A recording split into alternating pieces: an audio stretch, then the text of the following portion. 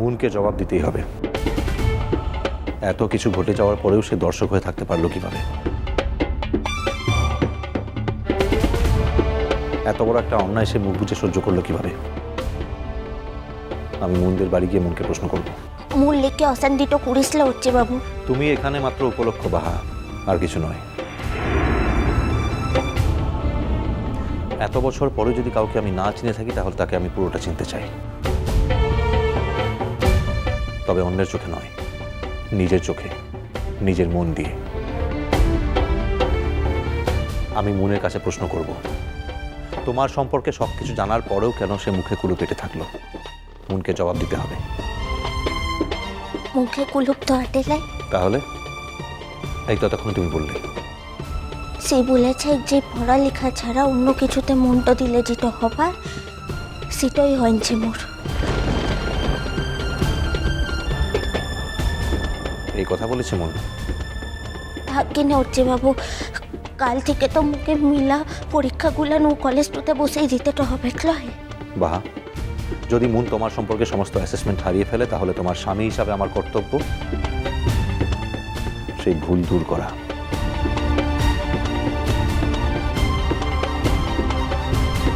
আমি আসছি।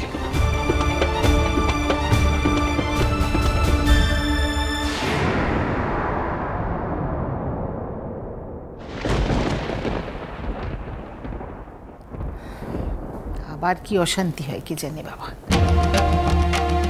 অশান্তি হোক দিদি ভাই, তবু কমলিকা যে আজ কত বড় অন্যায় করেছে সেটা তারই মুখের সামনে দাঁড়িয়ে উচিত বলে আসা উচিত।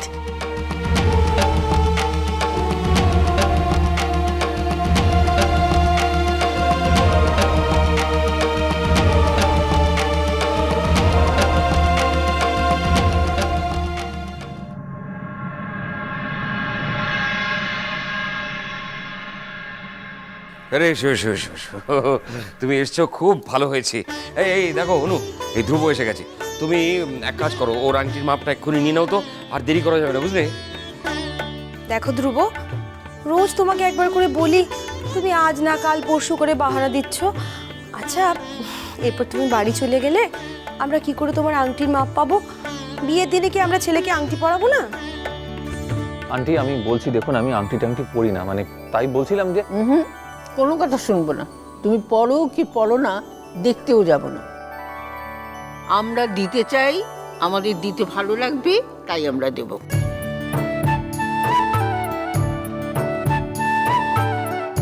জয়া, মাপটা নে তো।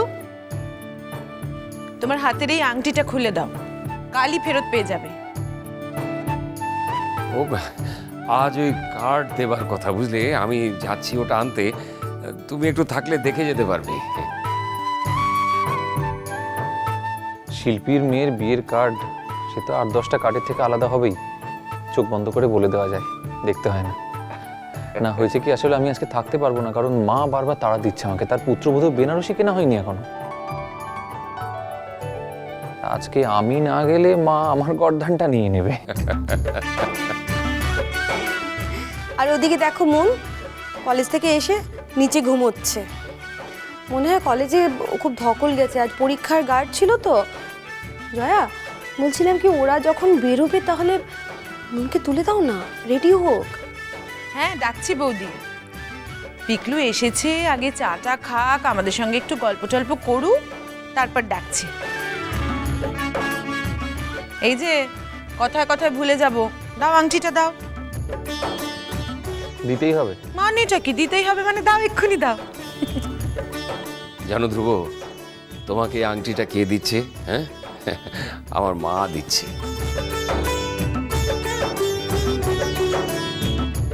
তাই নাকি? এখন দেখো, ঠাম্মা দেওয়া এই আশীর্বাদ তুমি নেবে কিনা।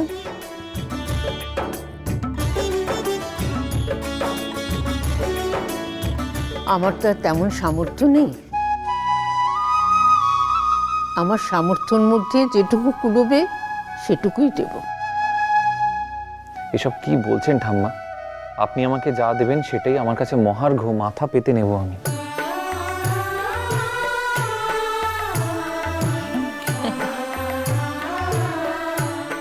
মা, তোমার নাচ জামাই তোমার কথায় জব্দ হয়েছে। এতদিন দিতে চাইছিল না, ঘোরাচ্ছিল।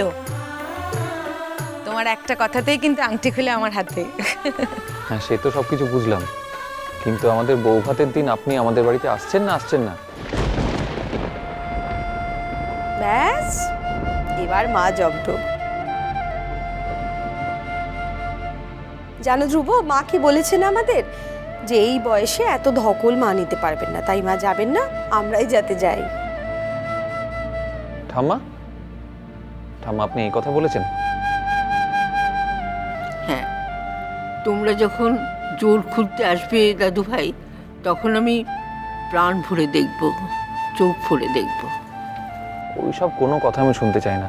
আমাদের বাড়িতে বধূ বরণের অনুষ্ঠানে আপনি না গেলে আমি আপনার নাতনিকে বিয়েই করব না। বাঁচা যায়, আমি বিয়েই করব না। আরও কিছুদিন আমি বাপির ঘাড়ে বসে খেতে পারবো।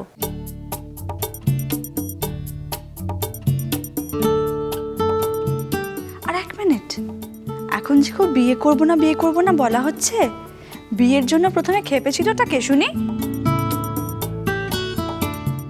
সব কথায় ফোড়ন কাটতে কে বলেছে তোমাকে? কথা তো হচ্ছে আমাদের দুজনের মধ্যে। আমি মাকে ঠিক বুঝিয়ে সুঝিয়ে নিয়ে যাব, দেখো না তুমি। আর তাছাড়া আপনি একবার গিয়ে দেখবেন না যে আপনি নাতনির বিয়েটা কোথায় দিলেন, কোন বাড়িতে? সব ইচ্ছে কি এই জীবনে পূরণ হয় দাদু ভাই? হয় না। আমিও যদি চলে যাই, তাহলে জয়াকে যে একা থাকতে হবে।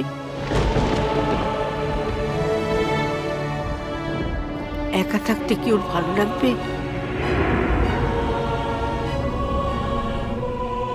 জয়াকে একা থাকতে হবে মানে?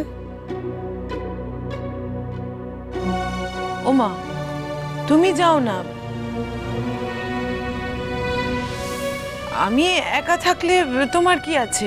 আমি কি কোনোদিন একা থাকিনি? যাও তুমি। না না, জয়া যাবে না কেন সেটাও তো আমি বুঝতে পারছি না। তোমার না বোঝার তো কথা নয় দিব্য।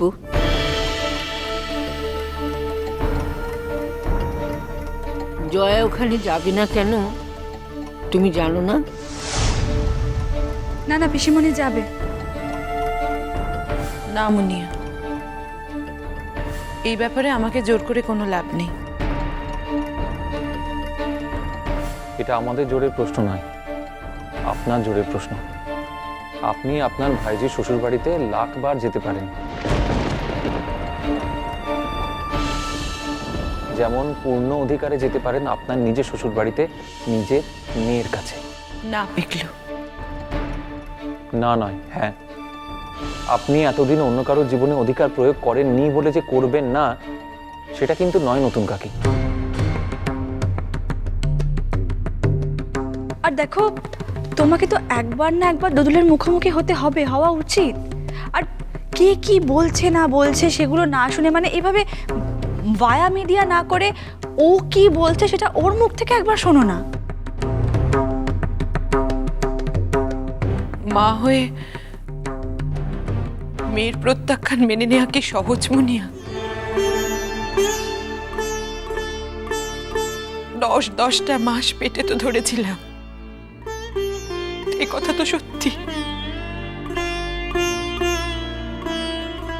দেখুন, আপনি যেটা ভাবছেন সেটা তো নাও হতে পারে, উল্টোটাও হতে পারে।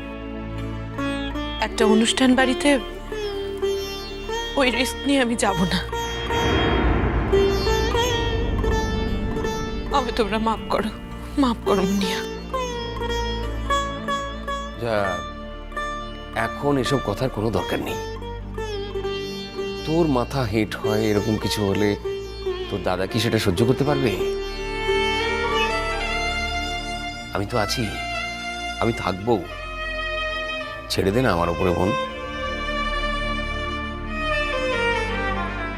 যাও না জয়া, এখন এসব কথা থাক, তুমি বরং আমাদের সকলের জন্য একটু চা করে নিয়ে এসো না। হ্যাঁ, আনছি বৌদি।